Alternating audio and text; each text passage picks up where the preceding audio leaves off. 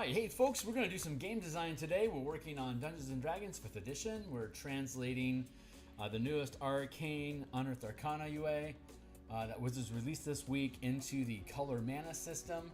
Give me a second here for me to check in on my signal, make sure that we're live, the volume is good, and I just want to do some quick social media postings. The volume is good. Okay, it sounds like the volume's okay there. I'm going to grab that here.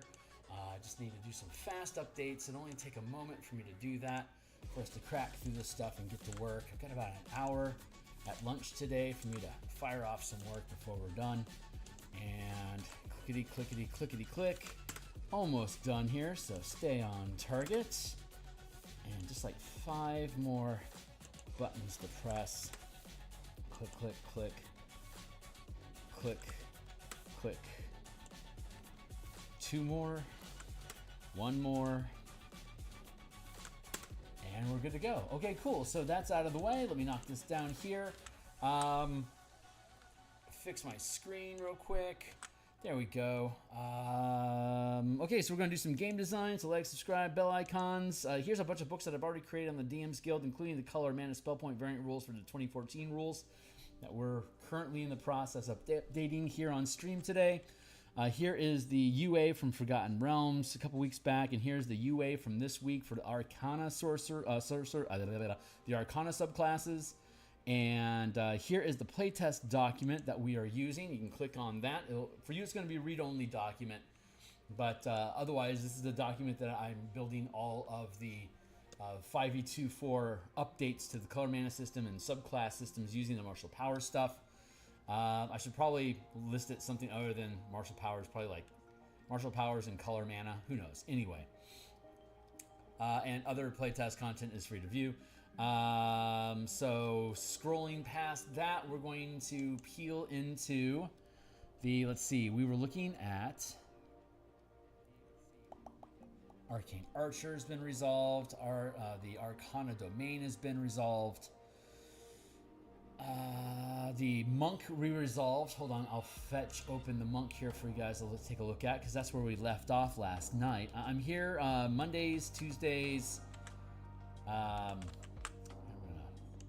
peel this out as a separate window here. Bloop, to keep tabs on my noise volumes and stuff. I'm gonna peel out this work in progress document here, and this is the, there we go, the monk. So we worked on monk last night. Let's scroll down past the barbarian, past the fighter, into the monk. Elements, blah, blah, blah, blah. Tattooed warrior.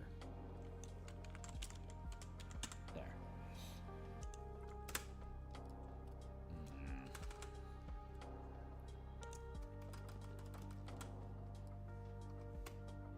Fuck it. All right, so Tattooed Warrior, we figured this out last night. You get your bonus powers, then you get the magic tattoos, which act as spell casting when you trigger them. It's the 1-to-1 point ratio, which is how we use it in the color mana system. So I'm glad to see that Wizards is coming around to our sensibility for mana costs in casting spells. They're aligning with us more and more every document that they put out. I'm happy to see it. Here was the 8 things. So the way that we work this is whenever you finish a long rest, you can reshape one of your magic tattoos, changing the option you chose from one list to another option on the same list. And any tattoos not chosen this way can be prepared instead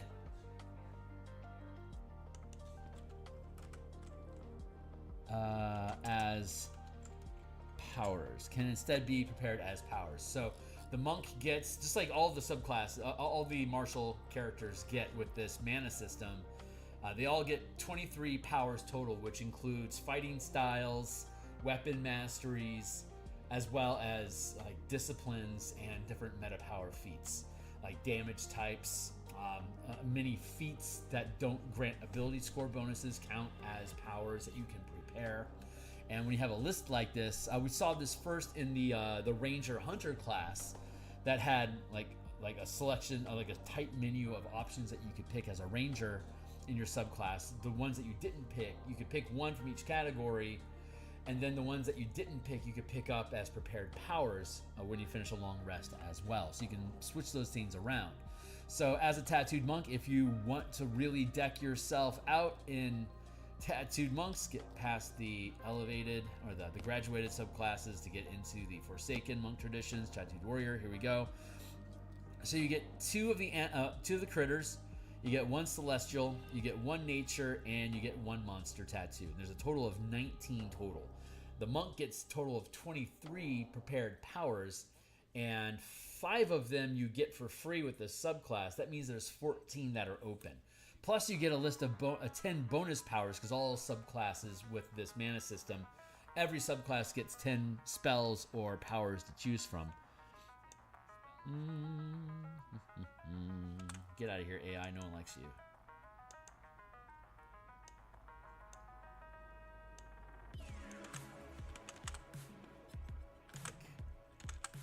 Click. Click. Cool. Yeah, you get 10 bonus powers, and then beyond that, you've got your 23 open prepared powers that you can select from, and then you get your list of 5 here. So you could pick up the remaining 14 here. You'd have 9 just spare powers laying around to spend on feats or whatever you want to spend them on, and then you get your bonus list of here. So you get a ton of powers to choose from. So I'm really happy with how that turned out. You're certainly welcome to check this out. It's down on page 62 of the playtest document, link down below. Let's scroll past the monk, and instead let's get into... we'll come back to the warlock when we get there. We're going to scroll down. Here's the rogue.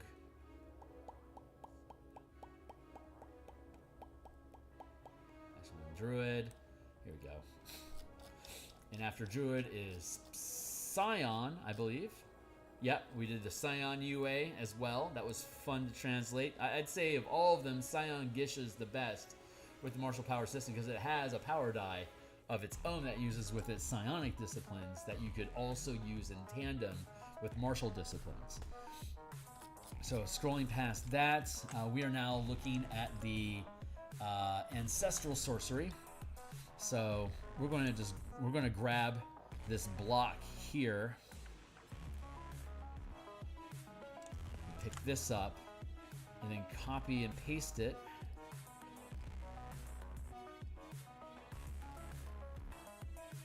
Aberrant, ancestral. After sorcerer subclasses, and then I'll get past the actual sorcerer subclasses and get into the Forsaken subclasses.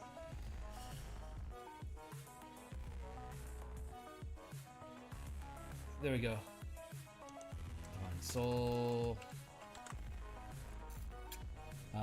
This would be these subclasses were published in 2014 rules, but not updated 2024, and the UAs released for playtesting. And these are converted both to 2024 mechanics and the color mana mechanics that we've published. So we're going with Ancestral Sorcery. I've literally not looked at these at all, so I do not know what the subclass looks like, but we're going to learn about it as we go through this conversion project.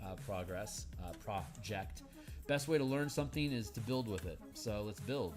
We're going to first erase the list of granted spells, and we'll fill those in as we go.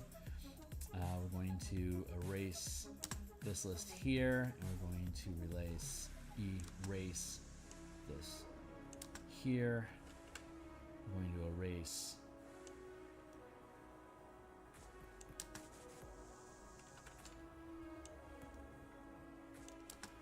this, and then we're going to go to here, and then we're going to go to erasing this, and then we'll go down to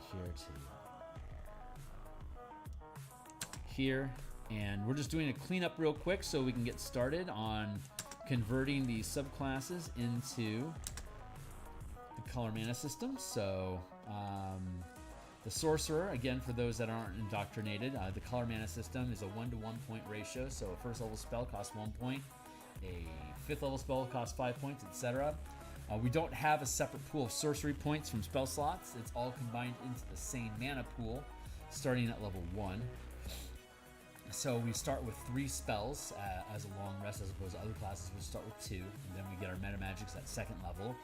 We get a total number of prepared spells is 25, but that also includes meta magics. So you can pick as many you could pick cantrips, and then just deck out the rest of your spell list with all the meta magic options. So you have the flexibility of either picking up spells or picking up meta magic, and of course, when you take a long rest, you can change one of those every time, and you can change them all when you gain a level. There's 23 meta magics in total, ranging in cost from 1 to 4 mana. To add them on, so you can overclock like at 5th level, you can cast 3rd level spells, so your cap is 3 mana, but you can overclock that with extra mana to use with meta magic. But your meta magic is staggered as a half caster. So at 2nd level, you can expend 1 additional point of mana to use a 1 mana meta magic. At 5th level, you can do 2. At 9th level, 3. 13th level, 4. And at 17th level, 5. And here at 17th level, you can have a total of 5 meta magics, which means if you have like a 2 mana meta magic and a 3 mana meta magic, you can use both of those together at the same time to modify a single spell. So you can, or if you have like 5 first rank meta magics, you can spend 1 point on all 5 of them to have a total of 5 magic at 17th level and add an extra 5 mana to trigger all of the meta magic effects. So if you want to, you can buy into a lot of meta magics. Again, there's 23 of them in total, and you can prepare 25, but you also get your bonus spells. So you could just go with your bonus spell list, pick your cantrips, and then just deck out a shitload of meta magic to fill in all your prepared spells and be able to have a lot of manipulation to be able to swap what type of magic you do with your spells around a lot. So that's a lot of fun to be able to build out these combos. I've been playtesting this in a Curse of Strahd campaign. I'm currently level 6. It is working beautifully. I am very happy with how this works. So I am looking forward to bringing this to the DMs Guild for people to play with. But similarly, I am hoping that we will find equal joy ancestral sorcery spells by going through the UA here and plucking out ancestral sorcery. With any luck, we'll get through the sorcerer and we'll get through the revised hexblade for the warlock, and then on Monday when we come back online in the evening to work on this some more, we'll go back and finish out the Forgotten Realms subclasses that got released a few weeks ago. So without further ado, let's. I have not looked at this, so I don't know anything about the ancestral sorcerer yet. Let's check it out. Your innate magic comes from a specific ancestor who wielded such awesome magical power that a fragment of their personality guides you. The ancestor grants you guidance and direction as you explore your innate magical abilities. You might be the ancestor's sole surviving descendant, a reincarnation who bears an eerie resemblance to the ancestor, or a victim of a curse gained by handling your ancestor's personal effects. Okay. Ancestor's lore. You use your force of personality to channel your ancestor's knowledge. When you make an intelligence check, you gain a bonus to the check equal to your charisma modifier. You also gain proficiency in one of these skills of your choice: Arcana, History, Investigation, Nature, and Religion. Okay, so Ancestors lore, that's easy enough. There's nothing for me to change there, but Ancestors lore. But we want to add it in. Anyway, so I'm going to crack open just a blank Word doc.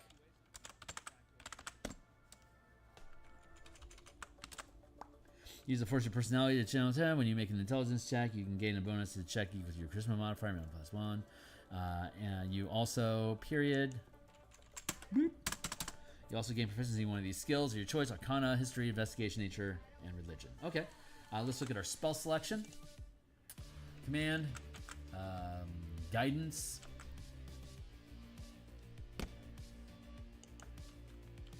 Command's a first level spell. Yeah, Command.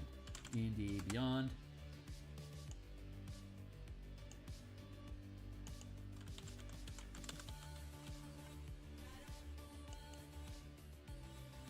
Cantrip, yes?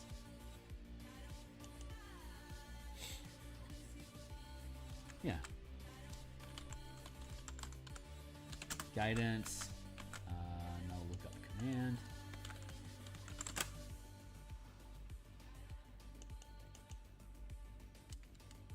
There's a little spell.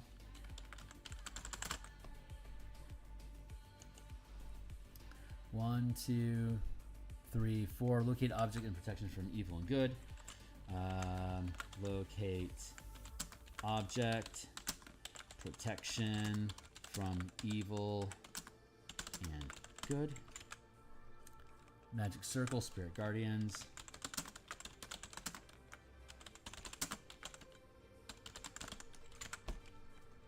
Divination, locate creature. Okay.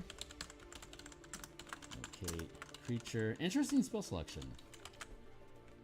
Legend lore. Yolanda's. Regal.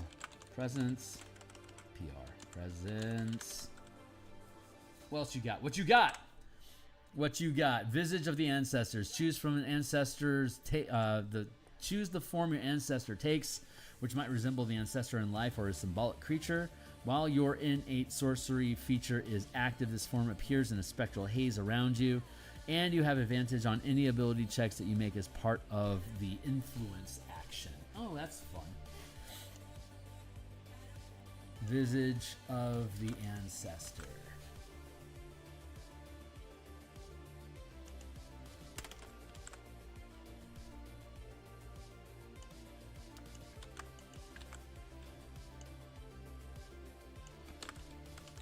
Visage of the ancestor.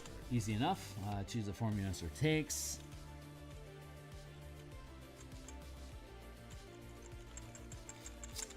While your innate sorcery feature is active, comma, flavor is free. You have advantage on ability checks that you make as part of the influence action. Level 6. Superior spell disruption. Superior spell disruption. How do you go? Your ancestor's spellcaster mastery aids you in breaking spells. You always have the counterspell and dispel magic prepared. Huh. But they didn't want to just add it to the spell list. That's weird. It's weird that they do that. It just seems inconsistent. So let's grab this.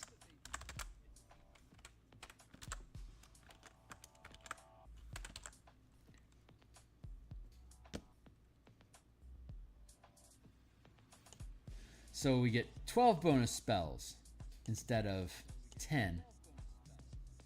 But then I want to just add it to your bonus spell list. While your innate sorcery feature... Okay, so you always have... I'm fine with that. It's clunky. I don't like it how they do that. They're giving you... They could have chosen any 10 spells.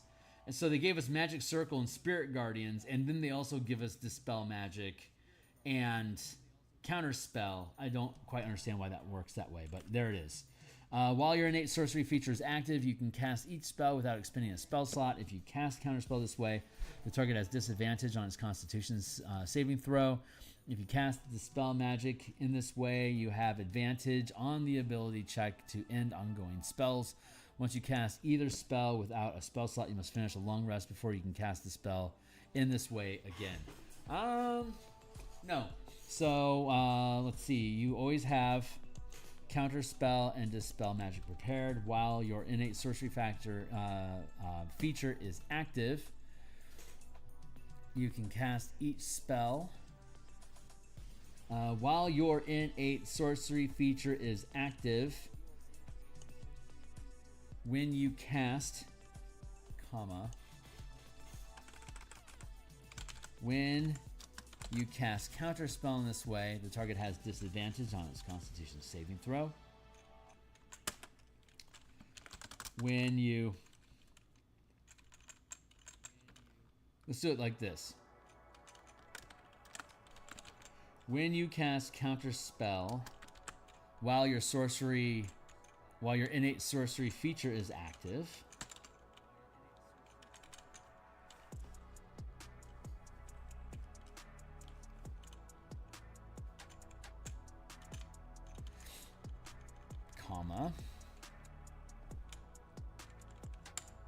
the target has disadvantage on its Constitution saving throw.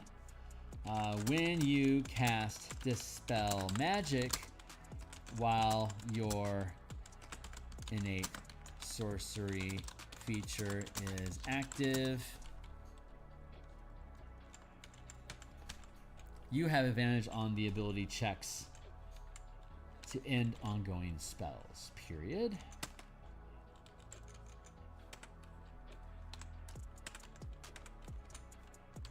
I don't think this is going to survive playtesting this way. I think it's going to get altered. I think there's going to, feedback is going to be, it's weird that they get bonus spells and then they get more bonus spells. It's just clunky.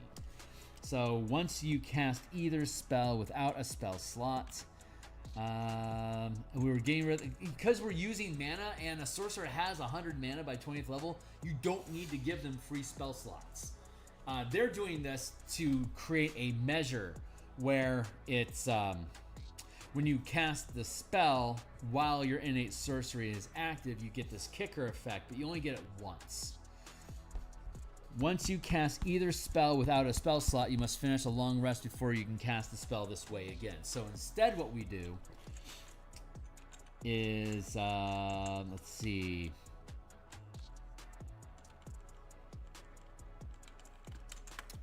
We're gonna do it differently. We don't need to limit it to short or long rest. It's with the mana system, it's not necessary. We have so much mana available that we can afford to kick the stuff out when you finish. Oh, it's only when you finish a long rest.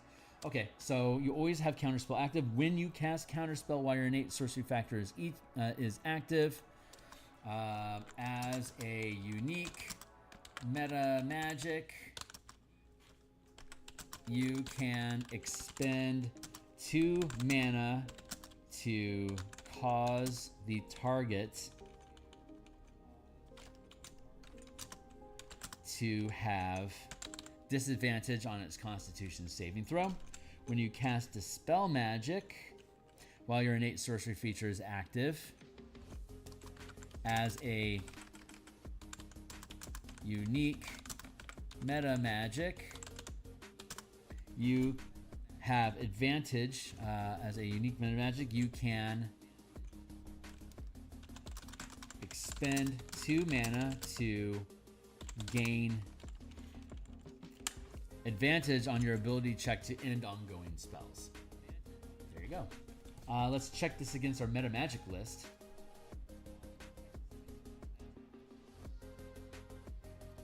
Scroll up to the meta magic list. Let's check it out. Careful spell, convincing spell. When you cast an enchantment spell that targets one creature or an illusion spell, the initial save against the spell and subsequent checks to disbelieve it or roll at disadvantage. That's 1 mana. When you cast a spell that deals damage, change the damage type, distance spell, empowered spell, empowered spell. When you roll damage for a spell, no. Extended spell, force spell, it deals force damage. Immaterial spell, doesn't require material components. Impeding spell. When you cast a spell that deals damage, choose a number of creatures. No. Lifelink, Quicken, Radiant, Subtle, Transmuted, Twinned. Heightened spell. When you cast a spell that forces a creature to make a saving throw to resist or end its effects. When you cast a spell that forces a creature to make a saving throw to resist or end its effects, choose a number of creatures affected by a saving throw and has disadvantage. So heightened spell is technically what we're using there to trigger. Is there something in here that gives us a boost? Additional sorcery options. Magical guidance. When you fail an ability check, you can re-roll, potentially turning failure into a success for 2 mana. Seeking spell. When you fail an attack roll, you can re-roll, potentially turning failure into a success for 2 mana. Okay, great. Yeah, these are unique meta magic effects, so that's perfect. But they're on rank with second rank meta magics, and it happens that this ability clicks in at 6th level when you would have access to 2nd rank meta magics. So this is perfect. So when you cast counterspell while your innate sorcery feature is active as a unique meta magic, you can expend 2 mana to cause the target to have disadvantage on its Constitution saving throw. You can use this as often as you want while you have innate sorcery active. Now it's just a matter of, do you want to spend the extra 2 points of mana or not? It's always there. You can always cast it. It's up to you. Cool. I like that. I am perfectly content with that decision. So cool. Ancestral Majesty. Your ancestors' visage evokes awe or dread. While your innate sorcery feature is active, you are surrounded by a magical aura and a 5-foot emanation. Whenever a creature you can see enters the emanation or ends its turn there, you can force that creature to make a charisma saving throw on a failed save. The target has the prone condition or has the frightened condition until the end of your next turn, your choice. A creature makes the save only once per turn.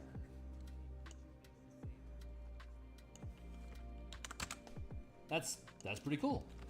Ancestral Majesty. Bloop. Your ancestor's visage evokes awe and terror. I don't care. While you're... I like that they're implementing sorcery, innate sorcery as a trigger effect. They didn't do that in the player's handbook. Nothing in the player's handbook makes use of the innate sorcery feature, which is weird because they built the innate sorcery feature as a modification to the sorcerer in the player's handbook, but they didn't lean into utilizing it at all. It's a really great way to manage and monitor how you can use different subclass features. But I'm glad they're deciding to pick that up. Obviously, when we rebuilt these, we added innate sorcery features to all the subclasses already. I just like seeing that they're starting to implement that. So, Ancestral Majesty, so you are surrounded by a magical aura, 5-foot emanation. Whenever a creature you can see enters the emanation or ends its turn there, you can force the creature to block. Okay, great. That's great. And then level 18. Oh, another one. Steady Spellcaster. Your deep concentration with your ancestor steadies you. Taking damage can't break your concentration on sorcerer spells. Taking damage. Yeah. Okay. That's in the normal D&D game engine, that is overpowered. Because most of D&D, the only time you ever challenge concentration is when they take damage. This is basically you can ignore concentration. Or rather, it's always active. That's not really balanced. The way that we do concentration is every time you make a saving throw, you measure the results of that concentration check against your concentration DC, which is 10 plus the number of mana that you have currently tapped to maintain concentration, whether it's one or more spells. It can be up to your max channel limit. So at 14th level, you can channel up to 7th level spells, which means you can have 7 mana. You can maintain concentration on up to 7 mana worth of spells at the same time. Whether it's a single 7th level spell or 7 first level spells, doesn't matter to the system. Your DC to maintain concentration is at minimum 17. And when you take damage from a fireball, you would then make a dexterity saving throw. Regardless of what the actual DC for the fireball save is, if you don't roll at least a 17 on your dexterity saving throw, you lose concentration. But because you had to make that initial saving throw, you don't get double tapped. You don't have to then make a saving throw against the damage that's dealt.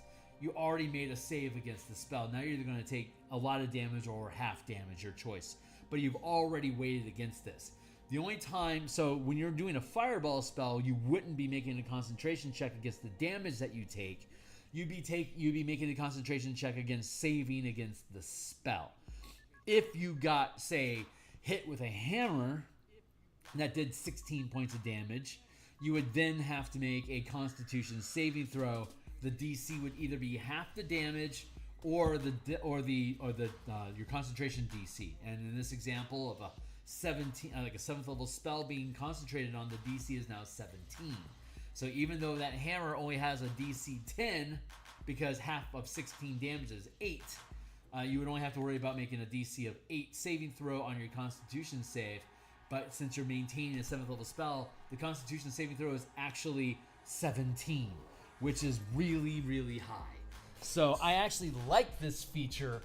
When we're using our mana system, this is a way for you to be able to take a hit on the chin and not have to worry about blapping your spell. But if they then, say, try to trip you and you had to make a strength or dexterity saving throw to stay on your feet, that could ruin your concentration. So there's a lot of ways for you to test concentration that's built into this mana system that goes way beyond what the player's handbook does. But you get so much mana. A real power behind having all that mana is that your concentration is going to get spoiled a lot more, but you have this huge reservoir of mana that you can spend to up that spell again. So it doesn't hurt you to recast spells from losing concentration like it would with spell slots in D&D. Big difference. So I actually like Steady Spellcaster. I think there's a couple other classes that have a feature like that. I can't recall who they are offhand, but I know there's other subclasses that have similar. But with this mana system we have, Steady Spellcaster actually is really well balanced. It makes a lot of sense in most circumstances.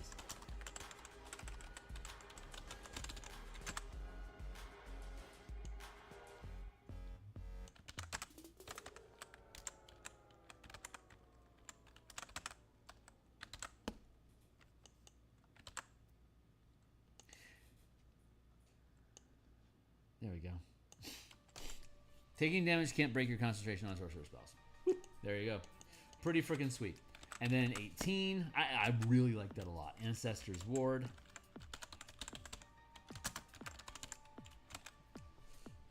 Ancestor's Protection redirects harmful magic away from you. While your innate sorcery feature is active, you gain advantage on saving throws against spells. Once during your use of innate sorcery, when you fail a saving throw against a spell, you can choose to succeed instead.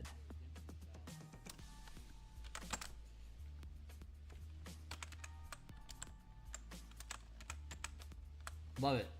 Love it. Love it, love it, love it. I'm good with it. We allow you to expend mana to use your innate sorcery again, and you can maintain concentration on it as a first level spell to perpetuate as a cantrip, which is 0, so 10 plus 0 equals 10. So you can perpetuate innate sorcery all day if you can maintain concentration on it with a DC 10.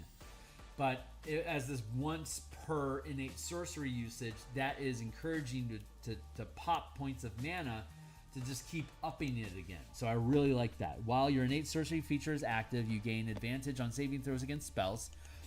Once during your use of innate sorcery, when you fail a saving throw against a spell, you can choose to succeed. Once during your use of innate sorcery, when you fail a saving throw against a spell, I'm going to change that. You can expend 2 mana to succeed instead.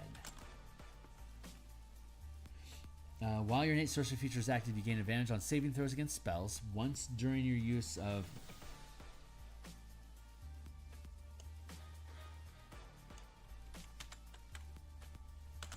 and if you fail,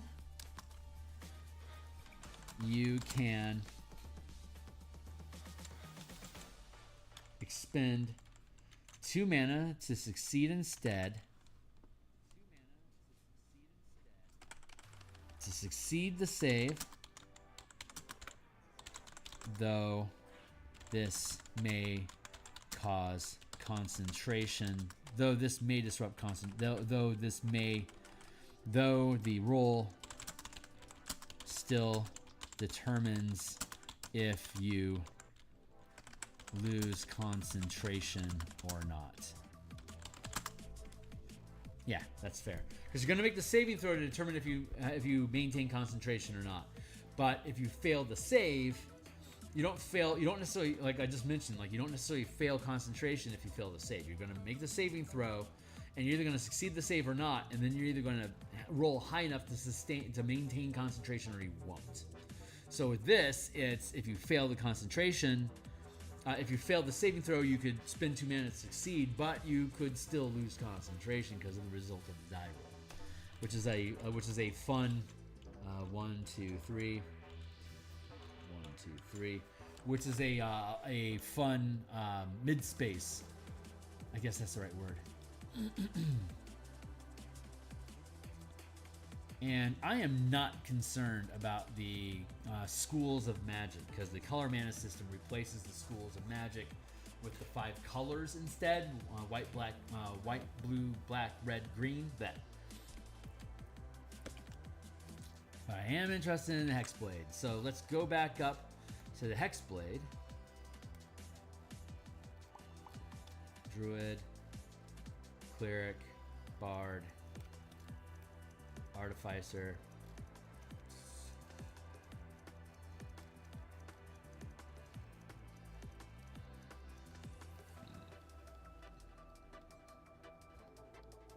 Great old one.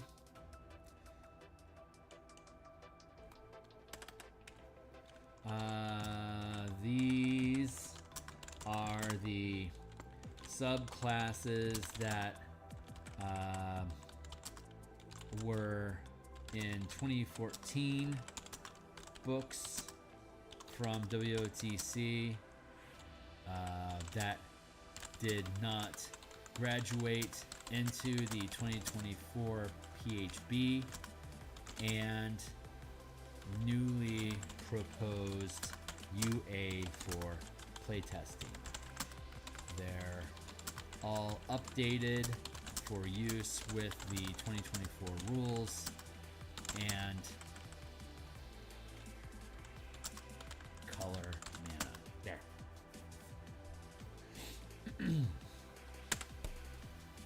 Fathomless is fine.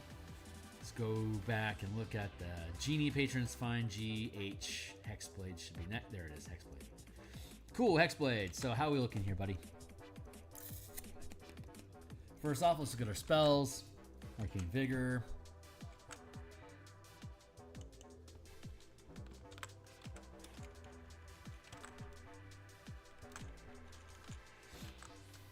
Hex Shield, Wrathful Smite.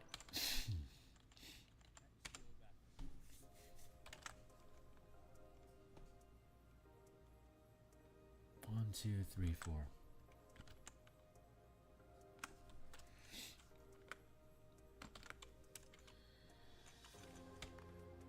You do not need Wrathful Smite.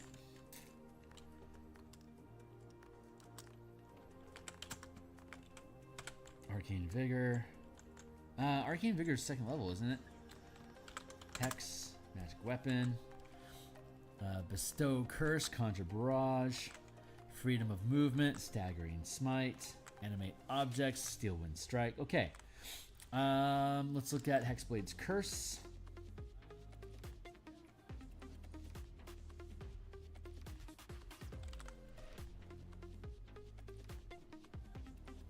Unyielding Will.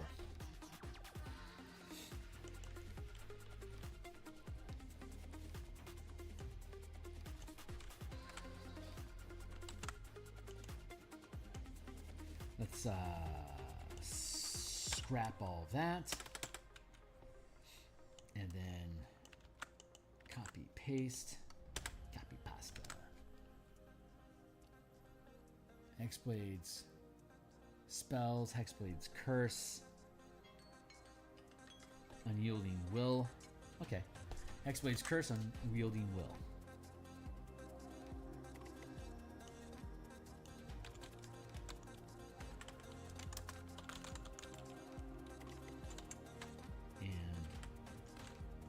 And Unyielding Will. 6th level is Malign Brutality.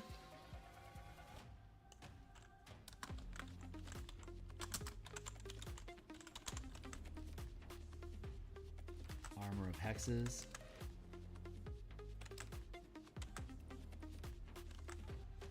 And Masterful Hex. Okay, let's see how these change. Okay, so what happens? Now we have, let's see how we're going to modify these. Hexblade's Curse. The fun thing about the Spellpoint Sorcerer, Spellpoint Warlock, is that you get your pack mana as short rest mana, and you get 1 to 20. 20th level, you get 20 mana. At first level, you get 1. You get back on short rest. You get the Minute Ritual that gives you half your Warlock level of mana back after 1 minute ritual. So you've got a lot of mana to play with there. And then at 11th level, once you start gaining Mystic Arcanum, you gain Long Rest mana up to 40 points by 20th level. So the Warlock has 20 points of has 20 points of short rest mana, and at 20th level, 40 points of long rest mana. So if you take 2 short rests per day, if you take 1 short rest per day, you end up with 80 mana, just like a wizard would have. Or if you take 2 short rests, you end up with, you get if you take no short rest, you get 70 because you get 10 back with your Eldritch Recovery. If you take one short rest, you end up with 90, and if you take 2 short rests, you end up with 100. So Hexblade's Curse, how does this work? Your patron grants you the power to curse and hinder your foes.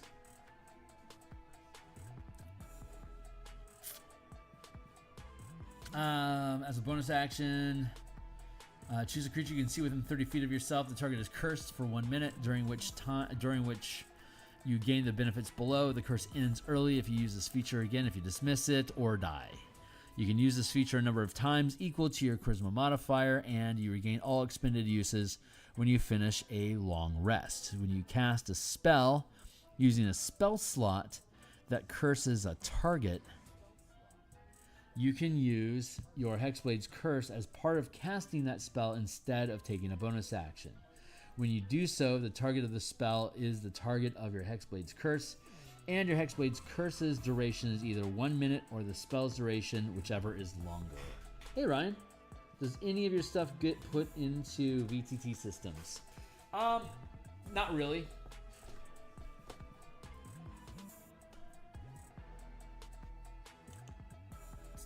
Let's see. As a bonus action, let's grab this. We're gonna have to modify this. And then Hungarian Hex. When your target drops, when your cursed target drops 0, you get hit points and shielded. Let's go to here. I know it's convenient for people, but it's a lot of work. And I personally don't. I personally build out all my characters manually. I don't use any kind of tools to build the things. I think if you rely on digital tools to build your characters, that you don't understand how to build a character. You're selecting menu options. Maybe that's fast and simple. But if you know how to build a character, the menu options aren't any faster because those menu options already exist inside the book. So, personal philosophy. Maybe it costs me sales. I don't care. The target is, let's see, choose one creature you can see within 30 feet. As a bonus action, choose one creature you can see within 30 feet of yourself, period. The target is cursed for 1 minute, during which you gain the benefits below. The curse ends early if you use this feature again, if you dismiss it, or die. Period. 1, 2, 3.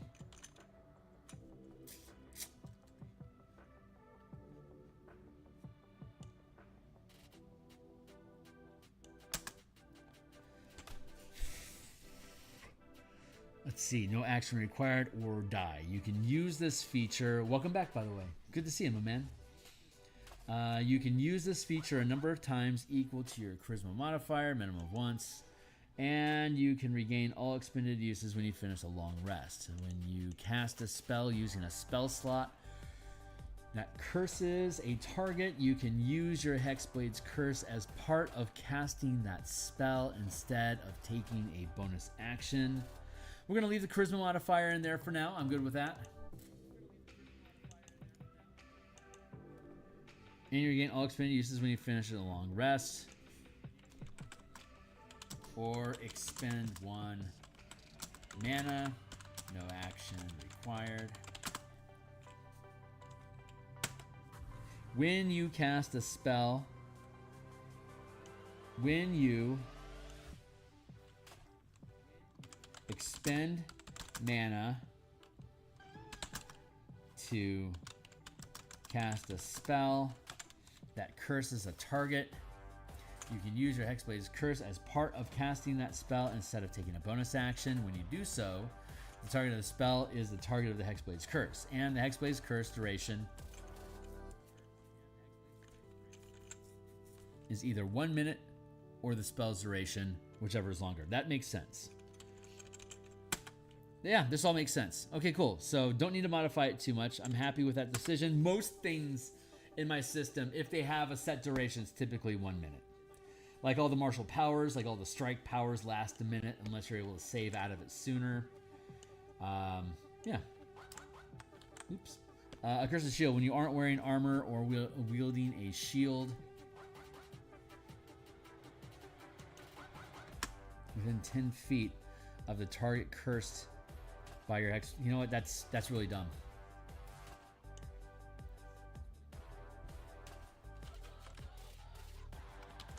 It should just be it should just be you gain 10.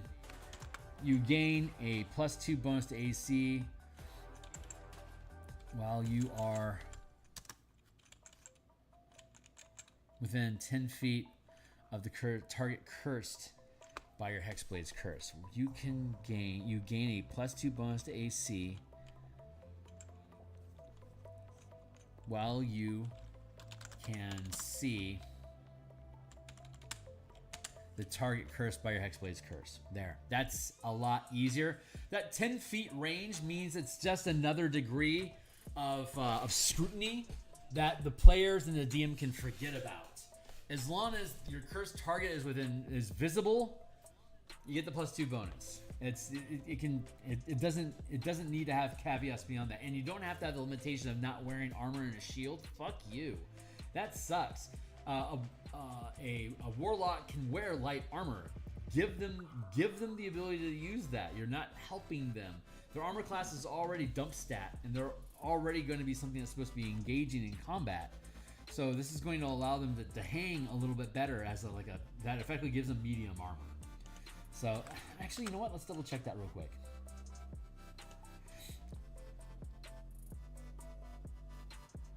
I am not a big fan of.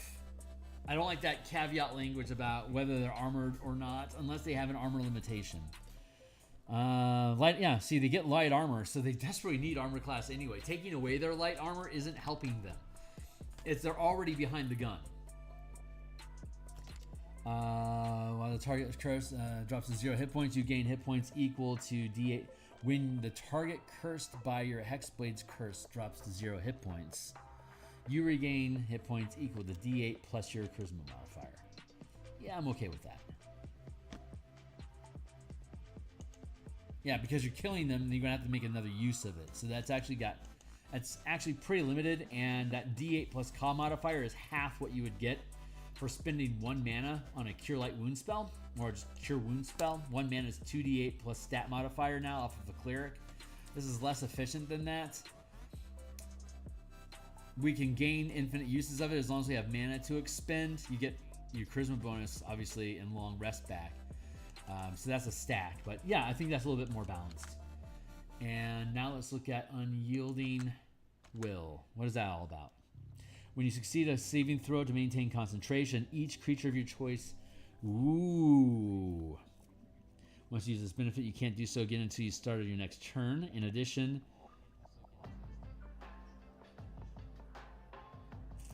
When you fail a saving throw to maintain concentration, you can choose to succeed instead and gain a number of temporary hit points equal to D10 plus your Warlock level. Once you use this feature, you can't do so again until you finish a long rest.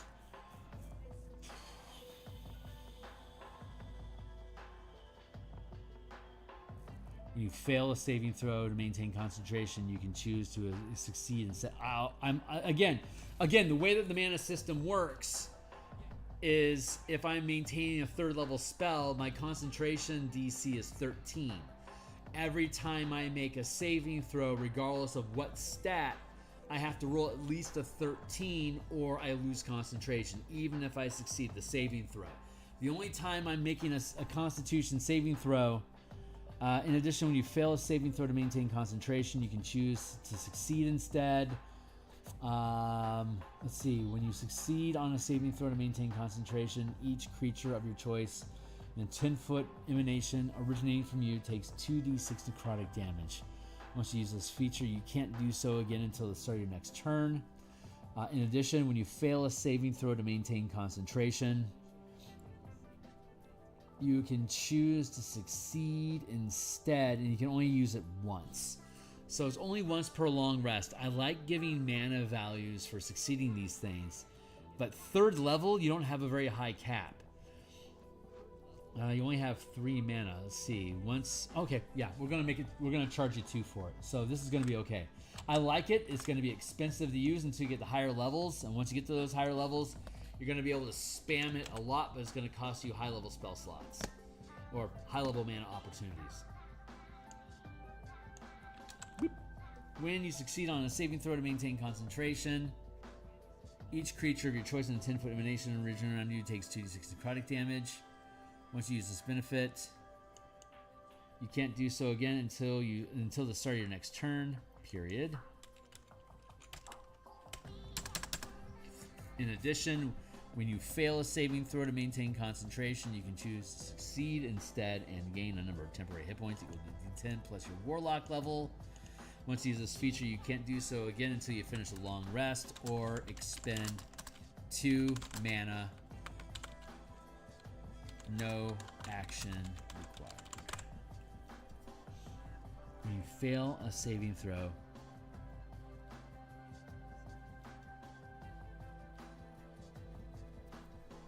when you succeed on a saving throw to maintain damage, I'm going to give this the same treatment that the sorcerer just got. I'm going to modify this so it's not just any, because saving throws are so rampant in the mana system. I don't want it to be a blanket effect. So when you fail a saving throw to maintain concentration from taking damage, because in the D&D 5e game engine, virtually the only way that you have to maintain concentration is if you take damage. They say, like if you're getting tossed around on a boat or something, maybe it'd be a dexterity saving throw to succeed or not, but they don't make any real uses of that. They don't really even mention that in the 2025 book. It's not something that they consider. That's something that we're rampantly interested in, that we make you make saving throws all the time. Because mana, you have so much mana, you want to shit test when you're maintaining concentration to force them to spend more mana in action economy to keep their concentration spells up. You want to fatigue their mana. Mana pool is like a secondary hit point pool where they pull all their magic from. It's a mana pool. So you want to shit test their mana, you want to shit test their concentration as often as you can to wear down their mana pool, to make them think about positioning, tactics, safety first, planning so that they can minimize their risk of losing concentration during an operation. So when they say make a saving throw to maintain concentration, they mean like 99.9% of the time they mean when you take damage. So when they say that in these rules, they're shorthanding it.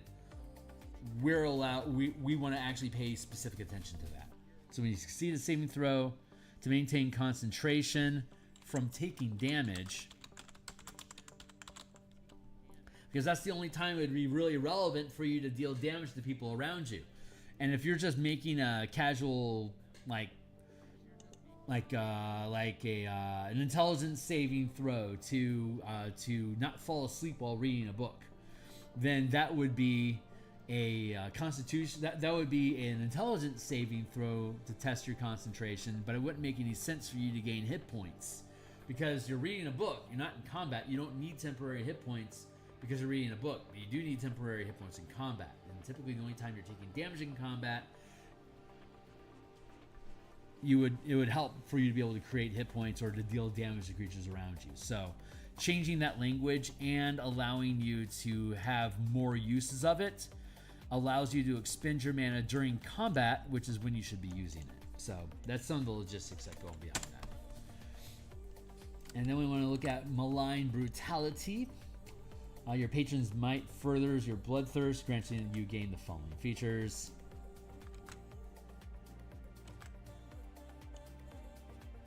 Period. Harrowing hex. Oh, cool. Okay. Well, let's just cut and grab these, and then we'll update them.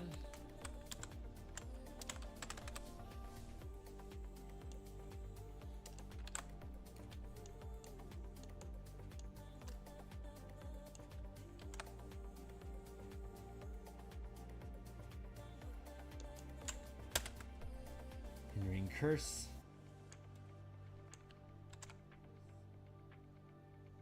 And inescapable hex. So let's see what these guys are all about.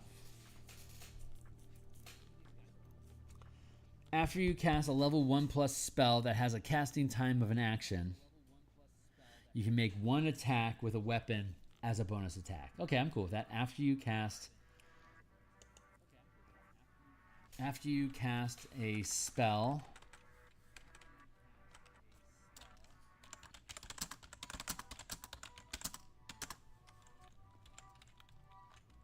after you expend mana to cast a spell that has a casting time of an action, you can make one attack with a weapon as a bonus action. Cool.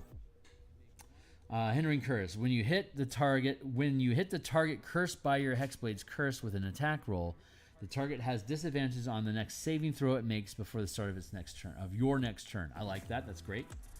Inescapable Hex. When the target of your Hexblade's curse ends its turn 30 feet or further away from you, you can move up to your speed straight towards the target. When the target of your Hexblade's curse ends its turn 30 feet or further from you, you can move up to your speed straight towards the target. That's awesome. I love that. That's boy, does that encourage you to get into combat. I don't see a lot of things going on here. See this armor class. This is the only thing that says I should be tanking. Like I should be getting close to my target. But it's interesting. This is a really interesting. Like some of these ideas have been really fun to use with the ranger with its hunter's mark. This would be a lot of fun to work that way.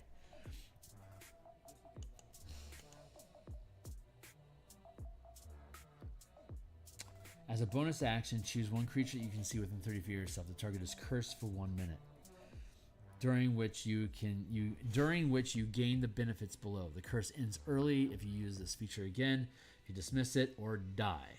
You can use this feature a number of times equal to your charisma modifier, and you regain all expended uses when you finish a long rest or expend period.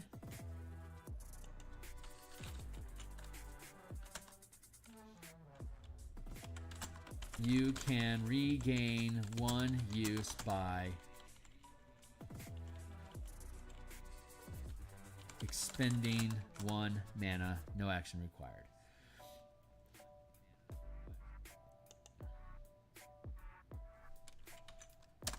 There. Okay, cool. And good value there. So yeah, I'm happy with that one. Armor of Hexes. Let's see how that one works out. When you take damage from the target cursed by your Hexblade's curse, you can take a reaction to reduce the damage taken by an amount equal to your Warlock level. Holy crap, that's great. I love that. That's a cool feature.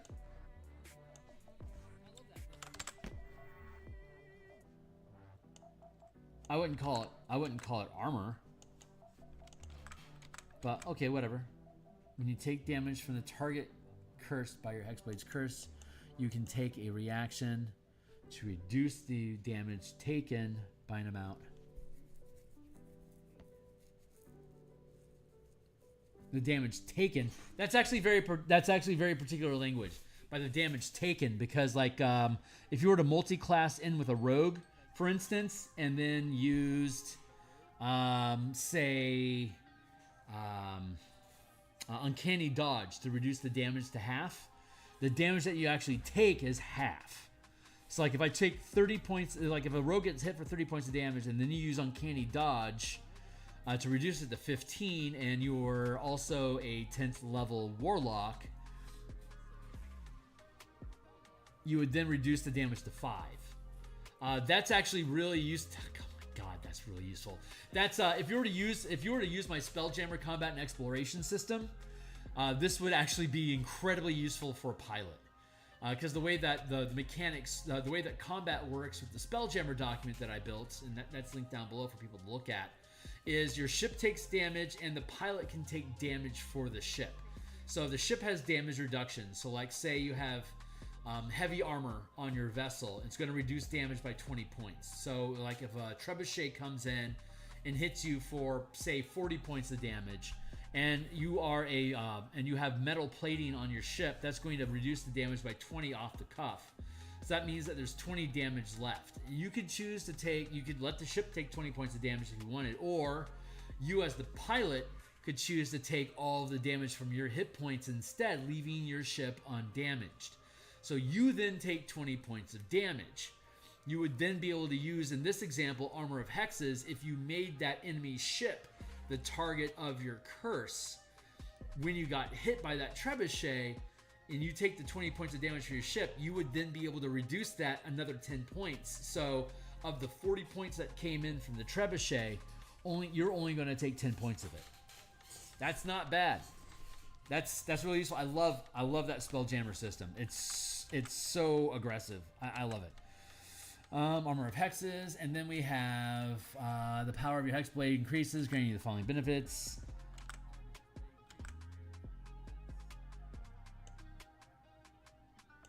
That is to say, you gain the following benefits.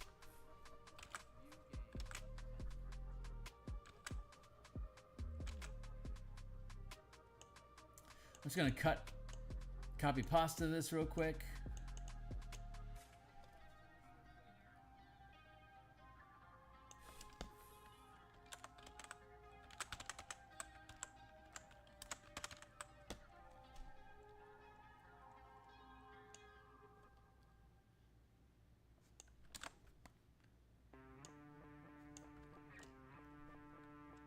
Accursed Crit,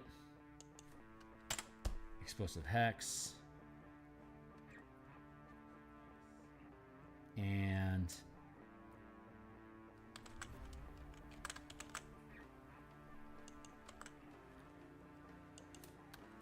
Hex Restoration.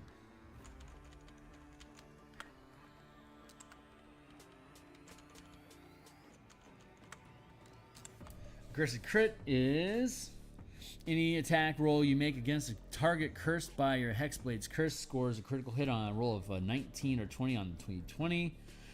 When you deal damage to the target cursed by your Hexblade's curse, you can cause your curse to explode with sinister energy. The target and each creature of your choice in a 30-foot emanation originating from the target takes 3d6 necrotic, psychic, or radiant damage, your choice. And their speed is reduced by 10 feet until the start of their next turn. Once you use this benefit, you can't use it again until you finish a long rest, unless you expend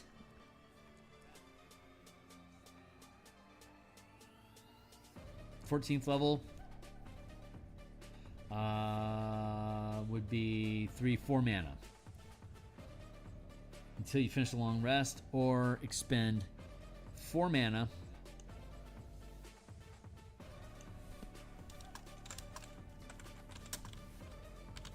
a pack magic slot at 14th level for Warlock is a 5th level spell. But as a half caster, it would only be a 4th level spell slot. So when we're determining the recharge value, it's generally going to be at least 2. So it's typically going to be 2. Like at 3rd level, it's going to be 2.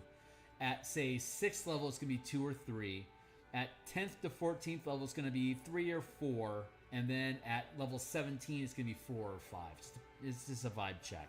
But it's either going to be 2, 3 or 4, 4 or 5. So it's going to be a range of anywhere from 2 to 5 points that you'll spend to regain a class feature that you only have one use of and then it's gone. Since the spell point Warlock gets short rest mana back like a monk does, 1 to 20 from level 1 to 20, 1 to 20 mana, and then when you get a long rest, when you hit Mystic Arcanum at 11th level plus, you get long rest mana. You start with 6 at 11th level for your 6th level spell. Then you get it's like 6, then 10, then 13 for 6 plus 7 equals 13. So it goes 6. 10, 30, here, hold on. I'll show you.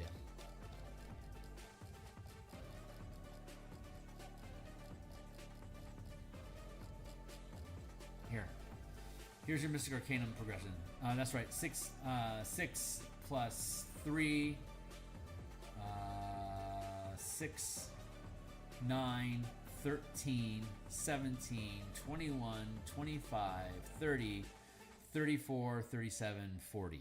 10th level spell slot is the only 10th level spell that exists in the game is Wish. You can't get access to Wish until 19th level, but technically it's a 10th level spell. So when you use Wish to duplicate a spell, you can duplicate any 9th level spell or lower as is written for the spell. But this also means that you can upcast to a 10th level as well. And when you cast 10th level, it costs you 10 mana.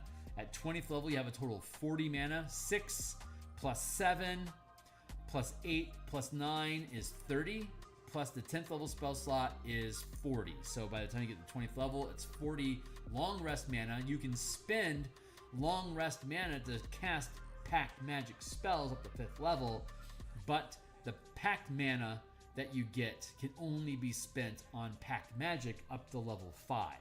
So if you want to sacrifice Arcanum points to cast more packed magic, it's going to end up costing you high level spells. And the number of high level spells that you can cast is your max spell level minus 5. So at 19th level, you can cast 10th level spells. That means you have a total of 5 high magic spells. And high magic is defined as 6th, 7th, 8th, 9th, 10th level spell slots. So you can cast up to 5 of them, and I don't care which level you cast. But if you like, say your 14th level, say 16th level, and you have access to 8th level spells, that means you can cast 3 high magic spells up to 8th level, but at 16th level you only have 25 mana. So that means you could cast 3 spells up to 8th level and have 1 point of long rest mana left over to, like, say, cast a first level spell. So you can mix them up that way. And when you have to maintain like blasting spells that deal just raw damage, like instant effects, it's generally not a problem. The concentration spell is so fragile. Again, if you were to maintain concentration on an 8th level spell, the concentration DC would be 18. So if I trip you with a topple mastery and you're making a strength saving throw, the DC is, even if the trip is only a DC 14, unless you hit an 18 on that strength save, you're losing your 8th level spell slot because you just lost concentration. So allowing you to pick and choose in high magic how many of these things you can use, that gives you the flexibility of, oh, I just lost my concentration because your concentration system is harsh. That's okay. I can cast an 8th level spell again as long as I have at least 8 Arcanum points still available. So it's both more punishing and more generous at the same time. It changes the balance. And again, it forces your casters to be a lot more tactical about sticking their chin in the mess, because they're going to get dinged with BS topple or grappling, for instance, is a saving throw now. Grappling completely fucks concentration using this mana system. It used to be that grappling was a huge threat, like in 3rd edition, because if you get grappled, you're going to lose your concentration the same way. So this is basically just taking 3rd edition sensibilities with the 3rd edition battery of mana to be able to cast your 5th level spells. So it's kind of a step back to 3rd edition. But this whole system that we've built is a lot more 3rd edition in style because it's meant to be multi-class between. Multi-classing is much smoother, and with all 14 classes using the same mana resource, you have a lot more flexibility in using your spells, powers, and class features to be able to juice them with mana because you have so much mana that's flooding into your character every day. So it's actually really complementary, and it makes for a lot more dynamic options, and you don't have to worry about burning out of resources nearly like you do with the spell slot system. So you can be a lot more generous and more punishing at the same time. It's a really fun mix. I ran 2 full 20 level campaigns using this system and various play testing from level 3 to 20, like in 3 to 5 level bursts. So I've had a lot of experience using this as a DM over the past 30 years, and a little bit of, over the past 7 years. So the first time we published the book was in 2018. Well, we were playtesting it for a year before that, so I guess technically 8 years now. I've been using the mana system this way, and it's a lot more fun than just generic 5e. It's more tactical, like actual tactics, like having to think about positioning, cover, exposure to risk, thinking ahead to keep your casters safe. How much do your casters actually want to concentrate on magic? It's something you have to actively think about. So casting becomes a lot more. It's less pew pew blasty X-Men style, and it becomes more of it's tactical. It's more tactical. Anyway, it's fun. So taking that all into account, I don't want to be here. I want to be back down. Finish off the hex.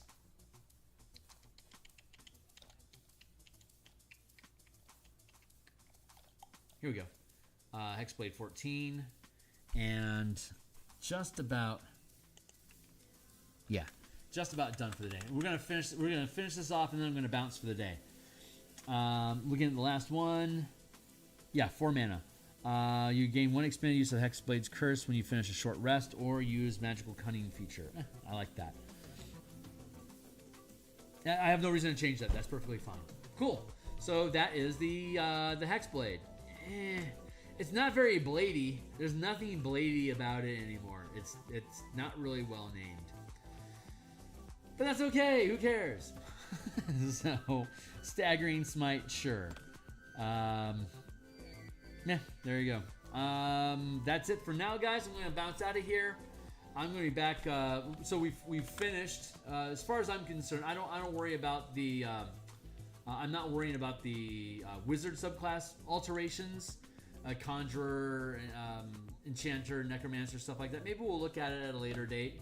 But with the color mana system, we replaced the 8 schools with the 5 colors. So now the wizard uses white magic or blue magic, black magic, red magic, green magic. Those are your 5 focuses.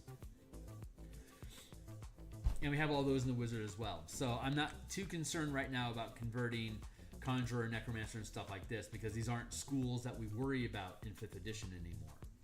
So I think there's more we can do with curses, especially with powers. I see an option there, but I'm not gonna. I'm out of time, so I gotta bounce.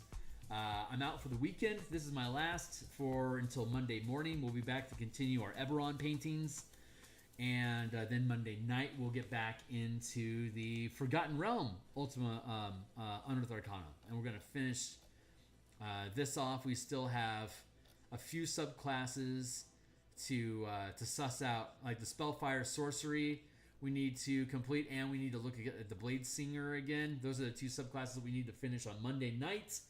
And once we do, assuming that another UA doesn't come out, we can shift gears and start working on the Ravnica, Strixhaven, and Theros background, renown, credits, like college credits from Strixhaven, and piety in Theros. We can start rebuilding those mechanics out. And then once we have those done, all of our playtest content will be updated as of today. And then we can start building out the mechanics and rules for the Mage Tower combat game. So looking forward to that. And so if you guys think this stuff is cool, like, subscribe, hit the bell icon for notifications. I'm here 9 times per week, Monday through Friday in the morning, Tuesdays and Fridays at lunch like this, and then Mondays and Thursday nights like last night. So catch you guys in the future. Thanks a lot for being here.